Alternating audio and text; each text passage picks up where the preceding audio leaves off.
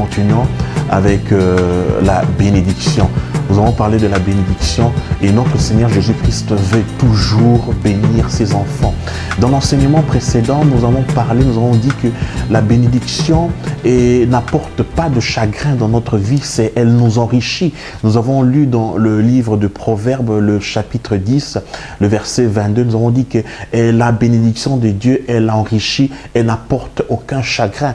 Mais mes frères et sœurs, si on n'est pas attentif, si on ne répond pas au défi de la bénédiction, cette bénédiction peut se transformer en malédiction. Elle risque de nous rendre malheureux. Elle risque de nous rendre, elle risque de nous séparer les uns les autres. Elle risque de détruire notre vie. Donc nous devons savoir que toute bénédiction qui vient dans notre vie, elle a un but précis.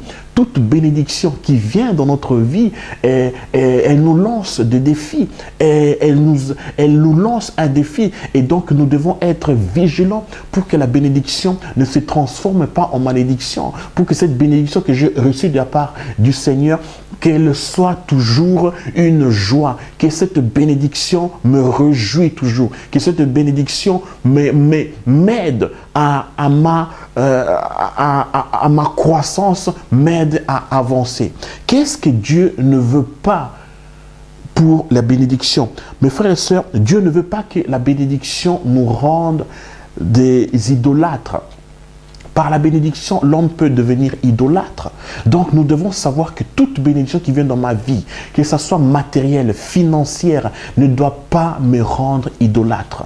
Mes frères et sœurs, l'idolâtrie aujourd'hui, elle tue. L'idolâtrie ne vous permettra pas d'aller au ciel. L'idolâtrie, mes frères et sœurs, elle remplace Dieu dans nos vies. Vous pouvez aujourd'hui recevoir toutes les bénédictions du monde, toutes les bénédictions que vous rêvez. Mais mes frères et sœurs, à quoi bon sert de recevoir une bénédiction si vous allez commencer à adorer ces choses matérielles que Dieu vous donne? Donc, ça veut dire que la bénédiction me lance un défi de pouvoir sortir de toute forme d'idolâtrie. La bénédiction devrait me servir, mais ne devrait jamais me rendre idolâtre. Frères et sœurs, soyons vigilants. Nous vivons dans les derniers jours. Aujourd'hui, vous pouvez recevoir des bénédictions. Aujourd'hui, vous pouvez recevoir beaucoup de la part du Seigneur. Mais faites en sorte que cette bénédiction ne soit pas, ne vous rende pas idolâtre. Que cette bénédiction ne vous vous rende, que vous ne commencez pas à adorer ces choses, à adorer ce matériel, à vivre en dépendant de ces choses. La bénédiction devrait nous servir, mais non nous rendre idolâtres. Qu'est-ce que Dieu ne veut pas? Dieu ne veut pas que la bénédiction nous détruise. Mes frères et sœurs, la bénédiction peut détruire l'homme si l'homme n'a pas de capacité pour la maîtriser, si l'homme n'a pas ces connaissances pour la gérer. La bénédiction peut être une destruction pour l'homme. Et des fois, nous demandons quelque chose au Seigneur, mais il ne nous l'accorde pas. Pourquoi? Parce qu'il sait que notre niveau est encore... nous n'avons pas encore atteint ce niveau pour pouvoir maîtriser la bénédiction. Donc, la bénédiction ne doit pas me détruire. Tout ce que je reçois ne doit pas me nuire, ne doit pas être quelque chose qui va détruire ma vie. Mais en le recevant, je dois m'attacher toujours au Seigneur. Cette bénédiction, elle me sert. C'est pour mon bien-être, c'est pour mon bien, c'est pour le bien de ma famille. Mais je m'attache au Seigneur. Elle ne doit pas me détruire. La bénédiction devient une destruction. C'est lorsque je me sépare du Seigneur. Lorsque cette bénédiction me sépare encore des relations que j'ai avec le Seigneur. C'est par exemple... Avant de recevoir une bénédiction, vous priez toujours, vous cherchez toujours la face du Seigneur. Et dès que vous recevez, vous n'avez plus le temps, vous êtes occupé. Mes frères et sœurs, elle risque de vous détruire. Cette bénédiction, cette bonne chose, soi-disant bonne chose que vous avez reçue, elle risque de vous détruire. Qu'est-ce que Dieu ne veut pas? Dieu ne veut pas que la bénédiction nous rende rétrograde. Dieu ne veut pas que nous puissions sortir de l'église à cause de la bénédiction. Dieu ne veut pas que...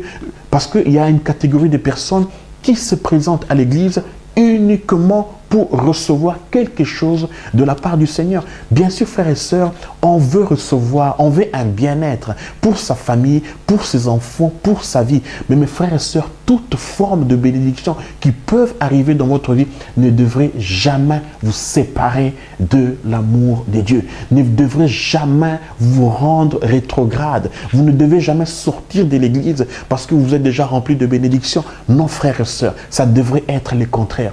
Toutes les bénédictions que je reçois doivent encore me pousser à me rapprocher de Dieu, me rapprocher de cet amour. Mes frères et sœurs, nous risquons d'être des gens qui cherchent ceux qui vivent seulement en cherchant leur intérêt personnel.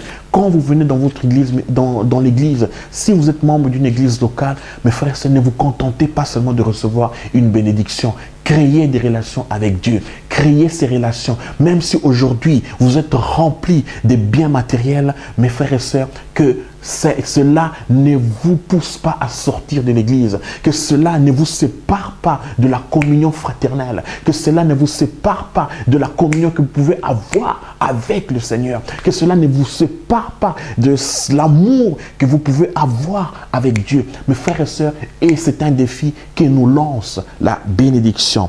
Mes frères et sœurs, la bénédiction ne devrait jamais nous rendre orgueilleux, hautains.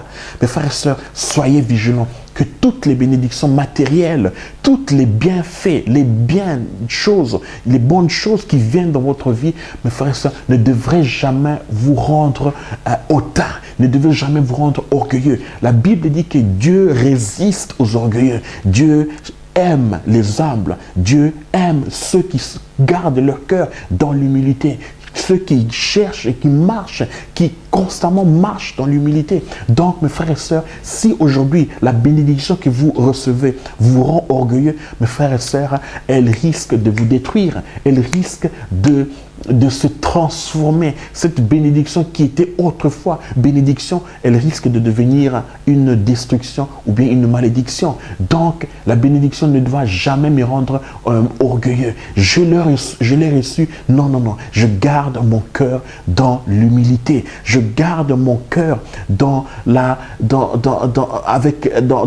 relations avec le Seigneur. Je garde mon cœur. Mes relations avec les autres sont pareil, je garde mon cœur. Donc, je ne m'enfle pas d'orgueil. Donc, la bénédiction devrait ne pas me rendre orgueilleux. Qu'est-ce que nous voyons encore? La bénédiction ne devrait pas me séparer de la communion fraternelle. Mes frères, il y a cette communion que nous entretenons avec nos frères et nos sœurs. Il y a les relations que nous avons dans le corps de Christ. La bénédiction ne devrait jamais me séparer de cette communion. Au contraire, quand je suis béni, je peux également, et aujourd'hui, partager avec mes frères et sœurs. Je peux aujourd'hui consolider nos relations avec les frères et sœurs. Je peux aujourd'hui consolider ma communion avec les frères et sœurs, avec ceux qui veulent, gloire à Dieu, mais avec ceux qui ne veulent pas, bon. Donc, je dois continuer à consolider mes relations avec mes frères et sœurs. Les bénédictions, c'est pour que nous puissions encore beaucoup plus nous consolider nos relations et ne non se séparer de la communion fraternelle. Qu'est-ce que Dieu également ne veut pas? Dieu ne veut pas que la bénédiction nous change négativement. La bénédiction peut nous changer négativement. À cause de la bénédiction, les gens peuvent aujourd'hui changer et d'une manière, au lieu de changer positivement, mais ils peuvent changer négativement, c'est-à-dire changer de caractère. Mes frères et sœurs, la bénédiction qui enrichit et qui ne fait pas suivre de chagrin, elle change d'une manière positive. L'homme devient positif, l'homme devient bien, l'homme devient béni. Il a le sourire, il se réjouit et les gens qui sont autour de lui se réjouissent. Il ne faut pas que nous puissions recevoir aujourd'hui une bénédiction et que les gens autour souffrent parce que tu es béni. Non, frères et sœurs, elle nous change positivement. Et en dernier lieu, Dieu ne veut pas que la bénédiction nous rende irresponsables. Nous devons garder la responsabilité, nous devons continuer à vivre dans la responsabilité. Mes frères et sœurs, la bénédiction, elle vient dans ma vie, je dois savoir comment la gérer, comment la maîtriser, comment la conserver et comment la développer. Que Dieu vous bénisse, continuez à suivre nos messages et soyez bénis, soyez remplis de bénédictions de Dieu et sachez comment le conserver, comment la gérer, comment la maîtriser. Merci pour votre attention. Que Dieu vous bénisse.